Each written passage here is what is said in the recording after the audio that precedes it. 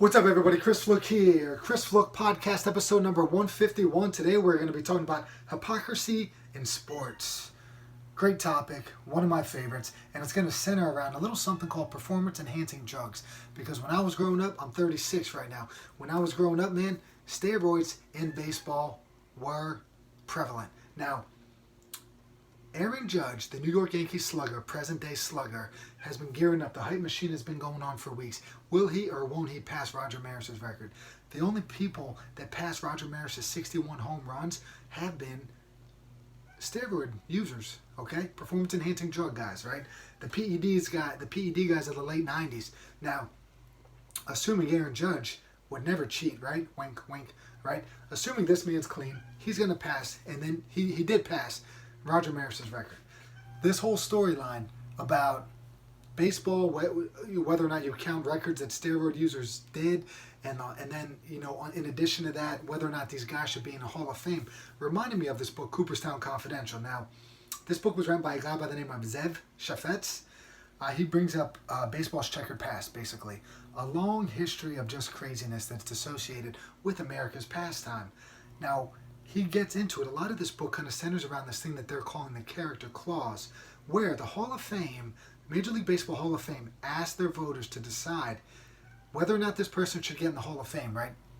And to me, it's whether or not this person should be viewed as a valid, legendary figure or not.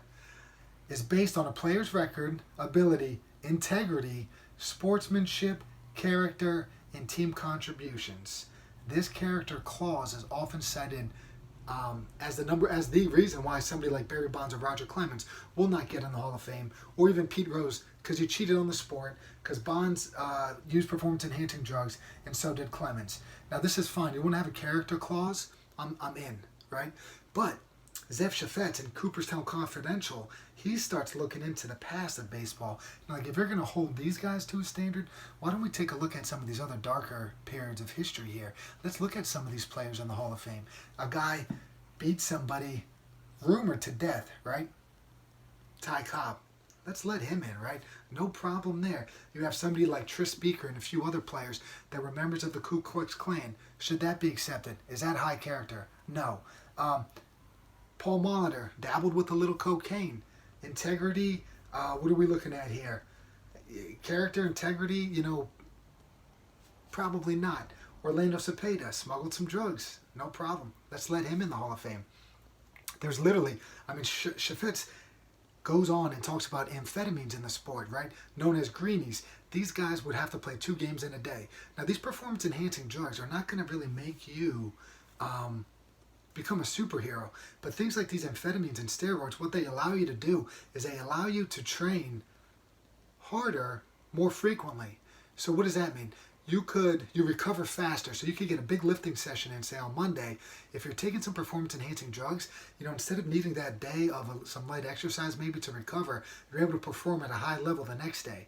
Same with the next day and the next day, right? You still need some rest, but your body just recovers better because it's taking in these exogenous, chemicals and performance-enhancing drugs that just allow you to perform at a high level day after day. Well, these amphetamines for decades, right? I don't even know when they started. We're talking post-World War II. Ted Williams is fighting for his country. Guys were taking amphetamines. Other players, they come over into the 50s, 60s. They're like, hey, there's these things out there that you can take, these greenies, that will allow you to stay alert, stay focused, give you some energy and perform, right? We did it in the war. Why don't we do it now? We're just playing a little bit of baseball, right? Well, this amphetamine use went on in the 50s, 60s, 70s, 80s, 90s. Tony Gwynn's got some lines out there, just talking about how rampant it was, and the guys were more into that than taking some steroids, right? Now, this is crazy stuff. So you have the sport of baseball that tries to be this true, wonderful thing, right? America's favorite pastime, right? And it's just littered with dark history, and it doesn't really get acknowledged. The only thing that gets acknowledged is a guy betting on some games like Pete Rose and some of these steroid guys. It's like, how dare these guys do something like that? Meanwhile, they didn't even have a performance-enhancing drug policy, really, before these steroid guys were in play, right? Nothing really happened. People juiced, that was that. But now all of a sudden they're holding these guys to a high class. Am I cynical here, or is there hypocrisy? I don't really know. But when I look at sports now, when I look at these records being broke, whether it's baseball, track, whatever it may be, right? It's like you've had this record here for decades. And the only people that beat it have been known steroid users. Now, somebody comes along and they're threatening that record. Are we supposed to assume that this person's clean when time after time after time we have been proved to be naive individuals, and people have learned to deceive us and the national media and the entire public? I don't know what to believe anymore. I take everything with a grain of salt. I see these incredible feats. I'm seeing Usain Bolt run these incredible times, crushing guys from the 80s and 90s, right? And I think to myself, he's either that much better or he just found a way to kind of skirt some things, right? Is Aaron Judge a clean guy? I have no reason to say he's not, all right? But all I know is this record of 61, it only got beat by juicers, all right? So if he's one of those clean guys, he's one of those throwback players, then kudos for him. Kudos to him, all right? Another thing I always have a problem with is this like Lance Armstrong thing, where he was so undesirable as a personality, and he would like fight people on the fact, I would never do such a thing, and get like hostile and violent towards these guys. And I think about that individual who is cheating, right? Who's doing something illegal, something that they shouldn't do, but yet has the nerve to fight and argue with somebody else that's accusing them of that. How do they go to sleep at night knowing that they're just a big fat phony, to cite my boy Peter Griffin, right? If Family Guy reference there, if you get it. This guy's a big fat phony, right? The guy that is cheating, but put it on that face, right? For the public, for the media, right? There's no way that person could go home at night, unless there's some sort of narcissist, I guess, where their sense of reality doesn't match up with what actual reality is, or, something like that. Some serious psychological issue right there. But anyway, I never understood how those people could cheat and then be these staunch deniers. It's like, it just doesn't add up to me. And then that whole persona thing is like, I think most, going back to an episode I've done, 20-ish episodes ago, when your reality doesn't match up with your persona, that is where the problems, the psychological problems are going to be most apparent, right? That is where maybe some substance abuse, some anxiety, some depression, they live in that area when your reality doesn't match up with your persona of who you really are, right? So in order for us to kind of,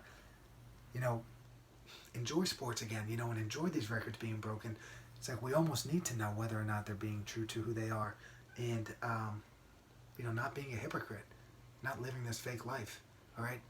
That's me talking about baseball, being cynical, of course, trying to get to the bottom of what's really going on, and why we still make a big deal about baseball records, I don't know, because these juiced up dudes smashed it, and it kind of takes away a little bit of the luster. We know Aaron Judge just broke 61, but there's guys that hit 10 more home runs than that when I was growing up, and then we see numbers in the 60s, and we're just like, pretty good, I guess, but I don't know. Maybe it's just me. Let me know what you think. Chris Fluke Podcast. We're talking baseball. We're talking sports, integrity, persona, all that stuff, right? Go to the website, chrisfluke.net. I'm proud to say that we've got hundreds of views, hundreds of opens every week, right? 45% of the people on my list opened up the email 2 weeks ago, right? And that's like, 20% higher than the industry standard, so to speak. So not only, I'm just proud that I have something that people think is worth reading, right? Because if nobody's reading it, if people think it's dumb, if people think it's stupid, I want to continue doing it. Every week I'm trying to get a little bit better with this newsletter. Every month I'm trying to write an article. And then hopefully over the months here, I'm going to be able to put out a book. I've got a couple different thoughts on where I want to go with it. All right? But the book is coming. And what I put in the newsletters is kind of a small glimpse of all these different things I'm hoping to work in. And also, you go to chrisfluke.net and check out the blog. The plan is to put out just a new article every month on things that are going on in the world. Chris Fluke Podcast. Go to YouTube, like it, subscribe to my channel. More subscriptions, the more views it gets. The more views it gets, the more the more potential there is for me to grow this into something that I ultimately want to grow it into, because everything that we're doing here is supporting what we do outside here in the farm with our barn, and just try to create a good positive environment for the local community to come in here and not only be challenged physically but also mentally. and also Apple Podcasts, Google, whatever you listen to this on. Please subscribe to it. Share it with some friends. Help me get some word out. Peace, everybody. Hope you have a wonderful day.